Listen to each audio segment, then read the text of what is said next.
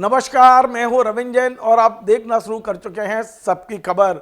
आज मैं मध्य प्रदेश भारतीय जनता पार्टी के सबसे अमीर विधायक संजय पाठक की कथित धोखाधड़ी की एक बड़ी फाइल लेकर आपके सामने आया हूं और ये अभी तक कहीं उजागर नहीं हुई है। शायद पहली बार मेरे चैनल पर इस खबर को आप देख रहे हैं। संजय पाठक जी ने धोखाधड़ी केवल आम जनता से नहीं की है, केवल नगर निगम कटनी से नहीं की है, केवल राज्य सरकार से नहीं की है, उन्होंने धोखाधड़ी अपने पिता के सपनों के साथ भी की है। क्योंकि उनके पिता ने जो सपने देखे थे उन्हें चकनाचूर करके केवल पैसे कमाने के लिए उन्होंने ये पूरी धोखाधड़ी की है। मैं आज पूरी खबर आपको बता दूं, लेकिन इसके पहले मैं बता दूं कि इस तरह की खबर देने में पत्रकारों को कितने जोखिम होते हैं ये आप और हम समझ सकते हैं। और आज मैं वो जोखिम लेने को तैयार हूं। उसके बाद ही मैं ये खबर बना रहा हूं। 6 महीने हो गए इस खबर पे काम करते करते। जब सारी दस्तावेज, रजिस्ट्री और सारे कागज मेरे हाथ में आए, उसके बाद ये खबर बना रहा हूं। मैं अपने तमाम दर्शकों से हाथ जोड़ के निवेदन करता हूं, आज की इस खबर का एक एक शब्द सुनिए और इस खबर को अंत तक देखिए। मैं चाहता हूं कि मध्य प्रदेश के मुख्यमंत्री, मध्य प्रदेश के मुख्य सचिव, मध्य प्रदेश हाई कोर्ट के तमाम सारे जज, हाथ जोड़ के निवेदन है आप भी इस खबर को देखें और जो भी व्यक्ति मुझसे इस संबंध में कागजात मांगेंगे मैं देने को तैयार हूं। क्योंकि यह बड़ी धोखाधड़ी है, यह जनता के साथ धोखाधड़ी है और इसी तरह की धोखाधड़ी कर करके ये अरबपति, खरबपति और ये सब बनते चले जा रहे हैं। अब मैं आपको बताता हूं, दरअसल 1987 से ये कहानी शुरू हो रही है। 1987 में कटनी में ना नगर पालिका थी ना नगर निगम था। कटनी में था नगर सुधार न्यास और इसके अध्यक्ष थे सत्येंद्र पाठक जी। सत्येंद्र पाठक आप समझ गए होंगे, संजय पाठक जी है पूज्य पिताजी, जिनका वे बहुत ज़्यादा सम्मान करते हैं, उन्हें भगवान के रूप में पूजते हैं। मैंने खुद उनके घर में देखा है जाके। सत्येंद्र पाठक जी ने एक सपना देखा था कि उनके रहते हुए कटनी के आम लोगों को घर बनाने के लिए जमीन दिलाई जाए और उन्होंने कटनी नगर सुधार की ओर से स्कीम नंबर 15 निकाली थी। और ये जो स्कीम नंबर 15 है, ये जबलपुर से जब आप कटनी आते हैं तो मेन रोड पर एक होटल पड़ता अरिंदम। अरिंदम होटल के एकदम सामने लगभग 21 एकड़ जमीन 1987 में सत्येंद्र पाठक जी ने सपना देखते हुए नगर सुधार न्यास ने इसे अधिग्रहित किया था। और ये अधिग्रहण करने के बाद में उस समय जो मालिक थे जमीनों के, उन्हें 4,98,00,000 रुपए मुआवजा भी दिया गया उस समय। और सबसे बड़ी बात यह है कि ये जो टोटल जमीन है वो 8 हेक्टेयर 253 मतलब 8.253 हेक्टेयर ये जमीन है, लगभग 21 एकड़ जमीन है और इसका मुआवजा दे दिया गया। यानी कि ये जमीन हो गई अब टोटल नगर सुधार न्यास की। ये बात दूसरी है कि बाद में नगर सुधार न्यास नगर पालिका में मर्ज हुआ और बाद में नगर पालिका नगर निगम में मर्ज हुई। आज कटनी में नगर निगम है और ये पूरी जमीन का असली मालिक मैं मानता हूं कि नगर निगम है, क्योंकि नगर सुधार न्यास यहाँ विलय हो चुका है। अब मैं आपको कहानी सुनाता हूँ कि ये जो नगर सुधार न्यास यहाँ कॉलोनी बनाना चाहते थे, उस समय उन्होंने राज्य सरकार से अनुमति मांगी थी भू अर्जन की, और भू अर्जन की अनुमति उन्हें मिल गई थी 9 अगस्त 1991 को। इस पत्र की कॉपी और नंबर मेरे पास है, आप चाहेंगे तो मैं ये दे दूंगा आपको। उसके बाद में राज्य सरकार से फिर मांगी गई प्रशासकीय स्वीकृति और प्रशासकीय स्वीकृति 21 अक्टूबर 1993 को राज्य सरकार ने प्रशासकीय स्वीकृति दे दी। जब जमीन का मुआवजा दे दिया गया तो ये पूरी जमीन राजपत्र में प्रकाशित होनी थी, क्योंकि ये नगर सुधार न्यास के नाम होनी थी। तो मैं आपको बताऊं, राजपत्र में भी प्रकाशन हुआ है 22 मार्च 1991 को। मध्य प्रदेश राजपत्र में ये प्रकाशन हो गया कि इस जमीन का अधिग्रहण कर लिया गया है। अब आप देखिए, राजपत्र में प्रकाशन के बाद और इसके बाद में इसको एक तरह से पेंडिंग डाल दिया गया। नगर सुधार न्यास का विलय नगर पालिका में हुआ 1 अगस्त 1994 को और तब से यह मामला पेंडिंग था। नगर पालिका भी इसमें लापरवाही बरतती रही, नगर निगम भी लापरवाही बरतती रही। बाद में 2011 में जाके याद आई कि यहाँ हमें एक कॉलोनी बनानी है और सबसे पहले उन्होंने कहा कि लाइए हम इसको अपने नामांतरण करा लें। तो नगर निगम ने नायब तहसीलदार की कोर्ट में, जो मुड़वारा कहलाता है कटनी का, नगर निगम ने नायब तहसीलदार की कोर्ट में 5 फरवरी 2011 को एक आवेदन लगाया कि इस जमीन का नामांतरण नगर निगम के नाम कर दिया जाए। लेकिन अब उस समय राजनीति शुरू हो चुकी थी, लोगों के लालच बढ़ गए थे, ये जमीन करोड़ों में पहुंच गई थी और यही देखते हुए ये नायब तहसीलदार पर राजनीतिक दबाव डाला गया, जो भी दाव पेच खेले गए और 26 फरवरी 2013 को नायब तहसीलदार ने नगर निगम के आवेदन को निरस्त कर दिया, नामांतरण नहीं किया। इसके खिलाफ नगर निगम ने अपील की 26/2/2013 को एसडीएम की कोर्ट में, जो मुडवारा एसडीएम है। एसडीएम ने भी 31 अक्टूबर 2017 को ये आवेदन निरस्त कर दिया। अब आप देखिए, ये 2017 वो है, तब संजय पाठक जी बीजेपी में आ चुके हैं। संजय पाठक जी ने बीजेपी ज्वाइन कर ली है और इस पूरी जमीन पर संजय पाठक की नज़र है। संजय पाठक जी ने 2 कंपनियां बनाई थी, मैं वो भी आपको बताऊंगा। पहले उन कंपनी में वे खुद डायरेक्टर थे, बाद में उन्होंने अपने आप को डायरेक्टरशिप से हटाया और अपने बच्चों को डायरेक्टर बनाया और ये ज़मीनें किस तरह से हथियाई गई हैं वो मैं आपको पूरा किस्सा बता रहा हूँ। अब जब एसडीएम ने भी ये निरस्त कर दिया तो नगर निगम संभाग आयुक्त के कोर्ट में पहुंचा, जबलपुर संभाग आयुक्त, और वहाँ उन्होंने निवेदन किया कि भाई हमारे 2 जगह से कर दिया और ये ज़मीन नगर सुधार न्यास ने ली है और ये ज़मीन पर कॉलोनी काटी जानी है, इसमें स्कीम नंबर 15 आनी है। तो वहाँ जब दिया तो संभाग आयुक्त ने इसे गंभीरता से लिया और उन्होंने 19 अगस्त 2020 को एसडीएम के आदेश को निरस्त कर दिया और उन्होंने ये आदेश दिया कि एसडीएम अब दोनों पक्षों को सुनवाई करे और सुनवाई करके उचित फैसला ले।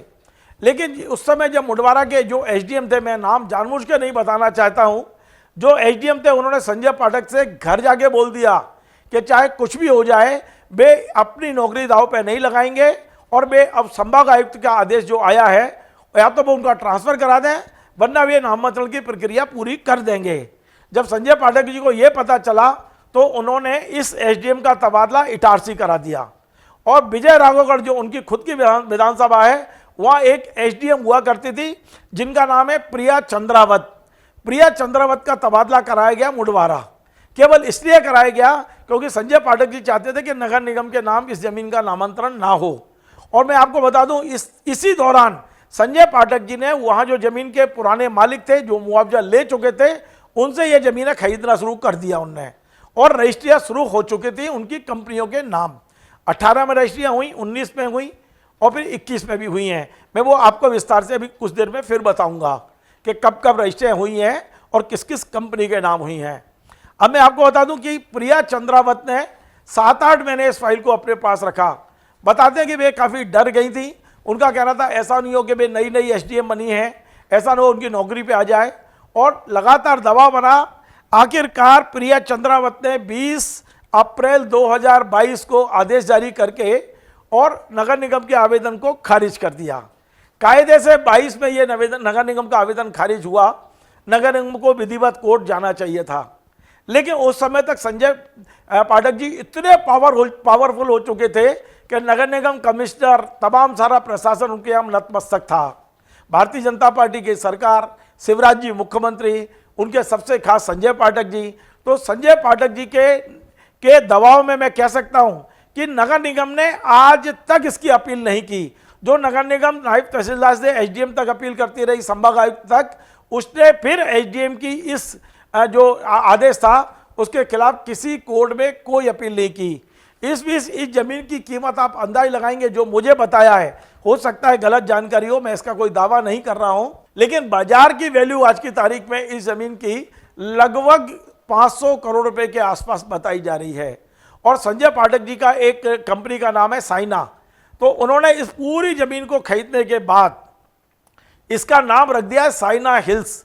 मैं आपको बताता हूं, हमारे पास गूगल लोकेशन है, आप यदि गौर से पीली लाइन देखेंगे तो ये पूरी 21-22 एकड़ जमीन है जिसको पीली लाइन से किया गया है। एक गूगल का मैं आपको 31 सेकंड का वीडियो दिखा रहा हूं। ये पूरी वो जमीन है, आपको हाईवे दिखेगा, हाईवे के किनारे ये पूरी जमीन लगी हुई है, आप इसको भी देख लीजिए।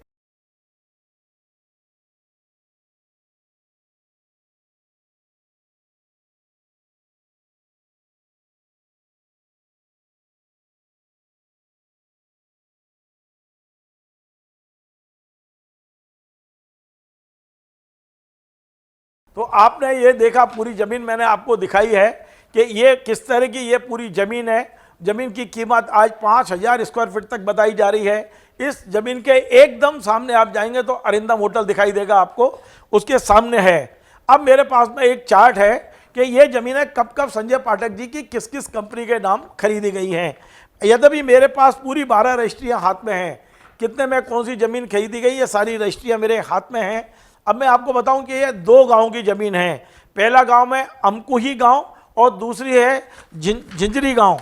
ये दोनों गांव में मिलाकर टोटल लगभग 21.50 एकड़ ज़मीन है। अब मैं आपको बता दूं, सबसे पहले ज़मीन जो खरीदी है वो आतिशा कंस्ट्रक्शन प्राइवेट लिमिटेड, इससे पहले संजय पाठक मालिक थे।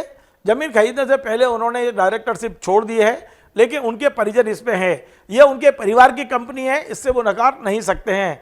आतिशा उनकी बेटी का नाम है। सबसे पहली जो मुझे बताई गई है, एक रजिस्ट्री हुई है 9 जुलाई 2021 को। दूसरी रजिस्ट्री आतिशा के नाम हुई है 8 जुलाई 2021 को। तीसरी रजिस्ट्री हुई है 8 जुलाई 2021 को। चौथी भी 8 को, पाँचवीं 8 जुलाई को, छठवीं भी 8 जुलाई को, सातवीं भी 8 जुलाई को।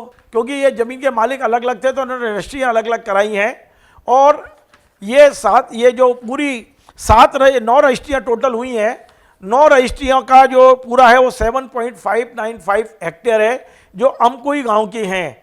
और ये सारी ज़मीनें अमकुई गांव की जो खरीदी गई हैं वो आतिशा कंस्ट्रक्शन प्राइवेट लिमिटेड के नाम खरीदी गई हैं। एक ही कंपनी के नाम ये पूरी ज़मीनें खरीदी हैं। फिर जो दूसरा गांव में झिंझरी गांव, उसमें जो ज़मीन है वो खरीदी गई हैं यस लॉजिस्टिक प्राइवेट लिमिटेड के नाम। 12/3/2018 को खरीदी है, 16/9/2019 को खरीदी है, 12/3/18 को खरीदी है और 12/3/18 को 12/3/18 को 3 रजिस्ट्रियाँ हुई हैं और 16/9/2019 को। अब आप सोचिए, ये जो तारीखें मैं इसलिए बता रहा हूँ आपको क्योंकि इस समय ये मामला कोर्ट में चल रहा है। कहीं कहीं ये एसडीएम का चल रहा है तो कहीं ये संभाग आयुक्त का चल रहा है। उसी के दौरान संजय पाठक जी ने ये सारी ज़मीनें खरीद ली हैं। और मैं जैसा बताया कि टोटल जो 12 रजिस्ट्रियाँ हैं, यदि आप उनकी कैलकुलेट कर लें तो ये 20 करोड़ रुपए में पूरी ज़मीनें संजय पाठक जी और उनके परिवार को मिल गई हैं। लेकिन इसकी जो वैल्यू है, बाजार कीमत है, वो आप अंदाज लगाइए लगभग 500 करोड़ आकी जा रही है। हो सकता है ज़्यादा हो सकता है और कम हो, लेकिन ये किस कदर, मतलब आप सोचिए, जो हमने सुना है, जो मैंने अभी तक समझा है कि एक बार राजपत्र का प्रकाशन होने के बाद कोई भी ज़मीन प्राइवेट आदमी नहीं खरीद सकता। लेकिन एक विधायक हैं, ताकतवर विधायक हैं, दमदार विधायक हैं, सत्तारूढ़ पार्टी में अब शामिल हो चुके हैं, तो उनकी ताकत हमें पता है। वो वहाँ उन्होंने जो कुछ किया, यदि आप गूगल करेंगे तो बहुत सारी जानकारियाँ आपको मिलेंगी। ये इस तरह की खबर बनाने के लिए आप समझ सकते हो कि कितनी बड़ी रिस्क है। लेकिन हमने पत्रकारिता खुद चुनी है। जब कागज़ हमारे हाथ में आए हैं तो आज हमने कागज़ पूरे के पूरे पब्लिक के बीच में रख दिए हैं। संजय पाठक जी आज मुझे दिखाई नहीं दिए। मैं विधानसभा गया था उनसे बात करने के लिए, उनका टेलीफोन भी नहीं लगा है।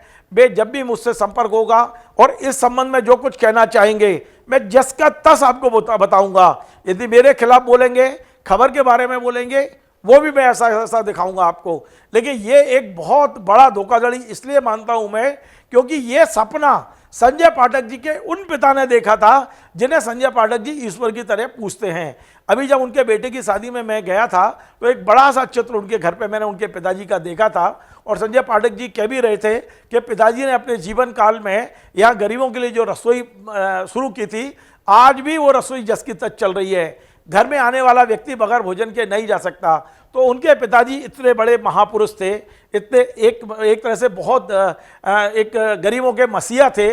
वे कांग्रेस में खाद्य मंत्री भी रहे। मुझे याद है जब मैं विधानसभा की रिपोर्टिंग करता था, ऐसे व्यक्ति ने सपना देखा था, यानी संजय पाठक जी के पिताजी ने सपना देखा था कि मुझे यहाँ कटनी के गरीब लोगों को, कटनी के आम लोगों को इस ज़मीन पर बसाना है।